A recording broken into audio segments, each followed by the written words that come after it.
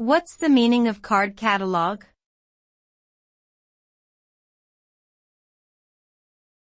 Card catalog.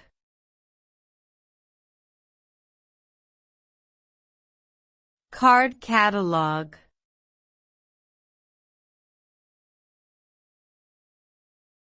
Card catalog.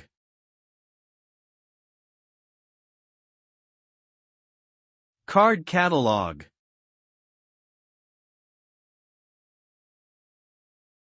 A card catalog is a listing of books or other materials kept in a library, organized by author, title, and subject.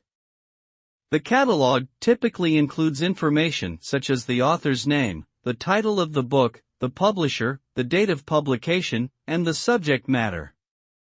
Each entry in the catalog is represented by a card, which includes this information as well as a call number that allows patrons to locate the book on the library's shelves.